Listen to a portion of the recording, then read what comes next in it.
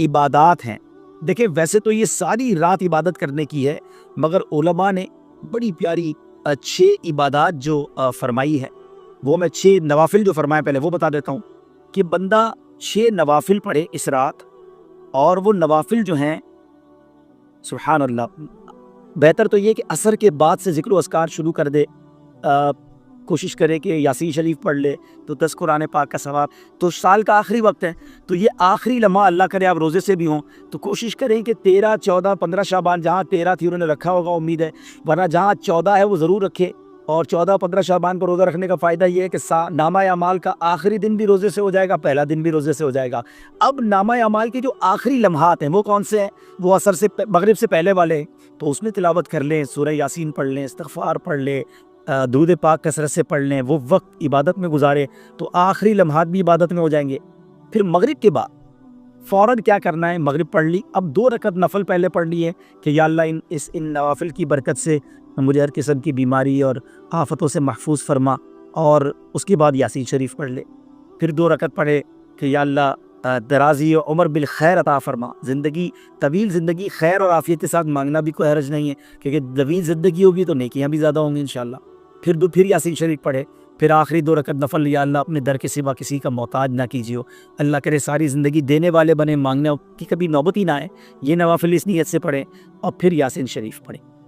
اچھا، ایک عجیب سا فنومنا ہے، ایک عجیب سی مسکنسیپشن پھیلائی جا رہی ہے کہ جناب یہ کدھر لکھا ہے اور یہ کیا ضرورت ہے کرنے کی؟ مجھے بتائیں بھائی، ہم کرتے کیا ہیں؟ اس میں اللہ کی عبادت کرتے ہیں، نفل پڑھتے ہیں، کیا نفل کسی بھی وقت پڑھنا منع ہے؟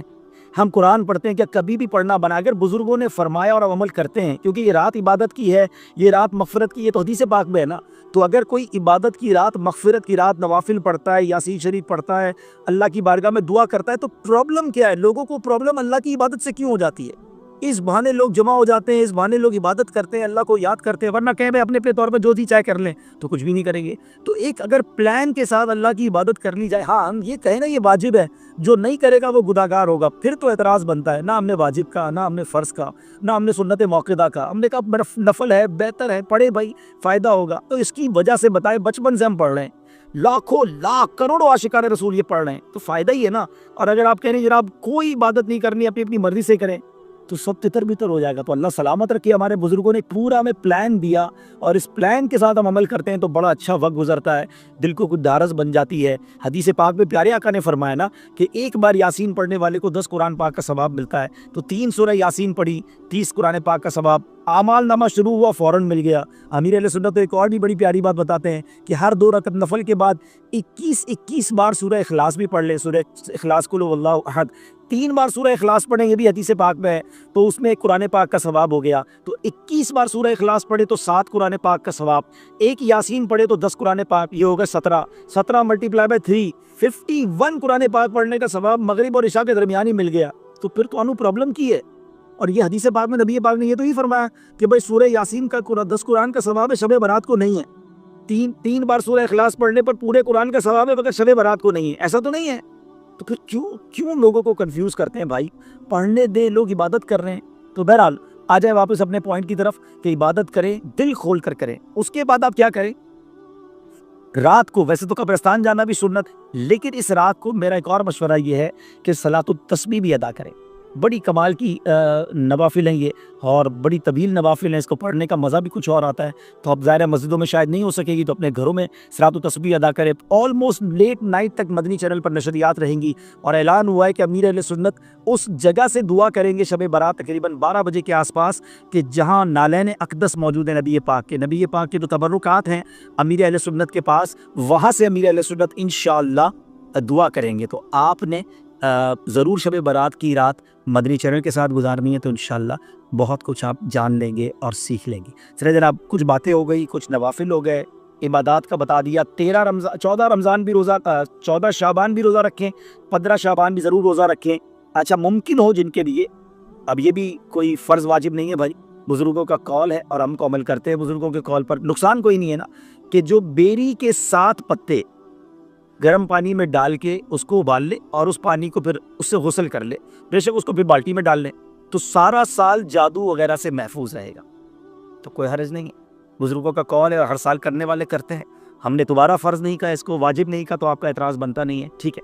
اسی طرح یہ بھی روایتوں میں ملتا ہے کہ اس رات جو وہ تو 10 محرم کے لیے کہ شب زمزم 10 محرم کو زمزم شریف جو ہے وہ تمام پانیوں میں شامل ہوتا ہے۔ شب برات کے لیے یہ بیری کے پتوں والی بات آ گئی، ٹھیک ہے جناب۔ تو بہرحال عبادت کریں اور دل کھول کر کریں، اللہ کی عبادت میں کسی سے سرٹیفکیٹ نہیں لینا ہم نے، عبادت کریں اور جو کر سکتے ہیں کریں، مانگیں۔ آسمان دنیا سے یہ اعلان ہوتا ہے کوئی مانگنے والا کہ ہم اس کی مغفرت کر دیں؟ ہے کوئی توبہ کا طلبگار کہ اس کی توبہ قبول کی جائے؟ ارے ہم گناہ گاروں کو تو توبہ چاہیے، مغفرت چاہیے، اللہ کی طرف سے رحمت چاہیے۔ تو اس رات خوب مانگنا ہے، بہت مانگے، بلکہ آج بھی مانگے، کل بھی مانگے۔ آج ماشاءاللہ دنیا کے کئی ملکوں میں شب برات ہے، عرب ممالک میں شب برات ہے، تو انشاءاللہ مکہ مدینے میں شب برات ہے۔ تو انشاءاللہ آج رات 11:30 بجے ہمارے سلسلے کے بعد حاجی شاہد صاحب دامت برکاتہم العالیہ لائیو مدنی چینل پر بیان کریں گے، especially for the viewers of Madani channel, جہاں شب برات ہوگی۔ پھر 12:30 بجے آج رات بھی امیر اہل سنت دعا کریں گے۔ تو آج رات سے سلسلہ شروع ہے عبادت کا، میں ہوں اور قرآن ہے، تسبیح ہے، عبادت ہے، نوافل ہیں، روزے ہیں، لگ جاؤ بھائی، اور کوئی کام نہیں کرنا، توبہ کرے۔ اگر ان 6 لوگوں میں آپ شامل ہیں جن کا میں نے بیان کیا، تو ضرور توبہ سچی کر لیں، تاکہ جب سب بخشے جائیں تو میرا نام بھی اس میں شامل ہو جائے۔ چلیں جناب، اب آپ کے کچھ میسج 2-4 منٹ پڑھ لیتا ہوں، اور اس کے بعد انشاءاللہ ہم بھی دعا کریں گے۔ صلو علی الحبیب۔ جناب 14 شعبان کی رات یعنی 8 اپریل، ارشد اویسی صاحب دیکھیں، ہمارے یہاں پاکستان میں 14 شعبان کل ہے، یعنی بدھ اور جمعرات کی درمیانی رات۔ عرب ممالک میں آج بڑی رات ہے، ٹھیک ہے۔ ہاں یہ غسل جو ہے عامر شہزاد بھائی، مغرب کے بعد سے لے کر فجر تک کبھی بھی آپ بیری کے پتوں کے ساتھ غسل کر سکتے ہیں۔ ہاں مشکات آج نہیں ہے، مشکات بھی آج اپنی خالہ کے گھر کل چلی گئی ہیں، مشل بھی نہیں ہے، آج ہم اکیلے ہیں اور بہت زیادہ دونوں کو مس کر رہے ہیں۔ جی 12:30 بجے عمیر بھائی پاکستانی ٹائم کے مطابق آج رات 12:30 بجے امیر اہل سنت آج بھی دعا کریں گی اور کل بھی کریں گے انشاءاللہ۔ مشکات لگتا ہے ہمارا لازم سیگمنٹ ہو گئی ہے، ماشاءاللہ میسیجز آ رہے ہیں ان کے لیے۔ میں ٹرائی کرتا ہوں کہ دیکھوں مجھے وہ نعتیں جو زبان میں نعتیں ہیں وہ مل جائیں، تو میں انشاءاللہ آپ کی دل جوئی کے لیے اس پہ سے کچھ پڑھ دوں گا۔ درود پاک پڑھیں، صلو علی الحبیب۔ مل گئی جناب، چلیں۔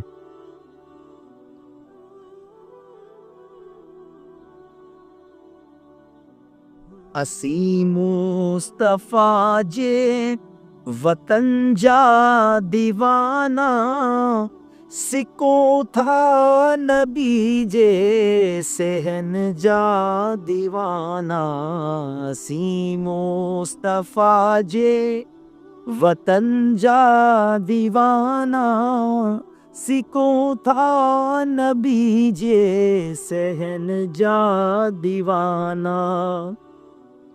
نبی جے حرم میں عجب جی چمکلا، نبی جے حرم میں عجب جی چمکلا، انہیں روشنی آئی چمن جا دیوانہ، انہیں روشنی آئی چمن جا دیوانہ۔ اسی مصطفیٰ جے وطن جا دیوانہ، سکوں تھا نبی جے سہن جا دیوانہ۔ صلو علی الحبیب صلی اللہ تعالیٰ علیہ وسلم۔ چلے بھائی، سندھی نعت کی بہت ساری فرمائشیں آپ کرتے تھے، آج میں نے پڑھ دی ہے۔ اور اچھا 7 پتے ایک بندے کے لیے ہے، میسج آیا تھا کہ 7، جی ہاں 7 اسلامی بھائی کے لیے، ٹھیک ہے۔ ایک اسلامی بھائی کے 7 پتے ہیں، جتنے گھر کے افراد ہیں اتنے پتے ہیں، لیکن یہ پتے بھی کسی سے پوچھ کے توڑ رہے ہیں۔ پتہ چلا کسی کے گھر میں بیری کا درخت لگا اور پتے توڑ کے آ رہے ہیں، تو اجازت لے کے ایک اچھے کام کے لیے حقوق العباد تلف نہ کر لینا بھائی۔ آج رات بڑی جو ہے نا کروشل بھی ہے، کروشل ان سینس سینسٹیو ہے کہ آج رات فیصلے ہوں گے۔ اللہ تبارک و تعالیٰ فرشتوں کو جو کام ہے وہ سونپے جاتے ہیں کہ اگلے سال کون کون دنیا سے جائیں گے، کون کون پیدا ہوں گے، کون کون حج کرے گا۔ آج تو مانگنا ہے نا کہ یا اللہ اس سال حج بھی لکھ دے، اس سال ہمیں سلامتی والی زندگی دینا، رزق میں اضافہ عطا کر دے۔ دعا کے اندر بھی جو ہے نا شب برات کی، اب ذرا سنیے گا، میں تھوڑا سا 1-2 جملے سناتا ہوں۔ اللہم یا ذا المن ولا یمن علیہ، یا ذا الجلال والاکرام یا ذا الطول والانعام لا الہ الا انت ظہر اللاجین وجار المستجیرین وامان الخائفین اللہم ان کنت کتبتنی عندک فی ام الکتاب شقیا او محروما او مطرودا او مقترا علی فی الرزق. اب ذرا یہاں تک کا ترجمہ سنیے گا. اے اللہ، اے احسان کرنے والے کہ جس پر احسان نہیں کیا جاتا، اے بڑی شان و شوکت والے، اے فضل و انعام والے، تیرے سوا کوئی معبود نہیں. تو پریشان حالوں کا مددگار، پناہ مانگنے والوں کو پناہ اور خوفزدہ کو امان دینے والا ہے. ہم سب کو امان چاہیے نا، ڈرے ہوئے ہیں نا، اللہ سے مانگو نا، اے خوفزدہ کو امان دینے والے. پھر فرمایا اب یہ جو ام الکتاب کی بات ہے نا، کتنی گہری بات ہے کہ اے اللہ، اگر تو نے اپنے یہاں ام الکتاب یعنی لوح محفوظ میں مجھے شقی یعنی بدبخت، محروم، دھتکارا ہوا اور رزق میں تنگی دیا ہوا لکھ چکا ہے، اے اللہ اگر تو نے لکھ دیا ہے تو اب آگے کیا فرمایا، آگے کیا عرض ہے، ذرا سنیے گا. میں دوبارہ یہاں سے پڑھوں گا تاکہ آپ کو اب ترجمے کے ساتھ جب آپ سنیں گے نا تو ایمان تازہ ہوگا. کیا ہم نے دعا کی، اللہم ان کنت کتبتنی فی عندک فی ام الکتاب، لوح محفوظ میں اگر تو نے مجھے لکھ دیا ہے شقیا او محروما او مطرودا او مقترا علی فی الرزق، رزق کٹا ہوا لکھ دیا، فمحو، اے اللہ مٹا دے، اللہم بفضلک شقاوتی و حرمانی و طردی و اقتطار الرزقی وثبتنی عندک فی ام الکتاب سعیدا مرزوقا موفقا للخیرات. اے اللہ تو تو مالک ہے نا، تو خالق ہے، اس کو مٹا دے. اور اے اللہ اب ہمارے لیے کیا لکھ دے، سنو کہ اے رب کریم تو مجھے خوش بخت، اپنے پاس ام الکتاب میں مجھے خوش بخت رزق دیا ہوا، بھلائیوں کی توفیق دیا ہوا تحریر فرما دے. سبحان اللہ، سبحان اللہ، بڑی کمال کی دعا. پھر آگے اے اللہ تو اپنے پیارے حبیب علیہ الصلوۃ والسلام کے صدقے لیلۃ الشعبان کی نصف رات جس میں تو خاص تجلی فرماتا ہے، اس پہ ہم پر کرم فرما.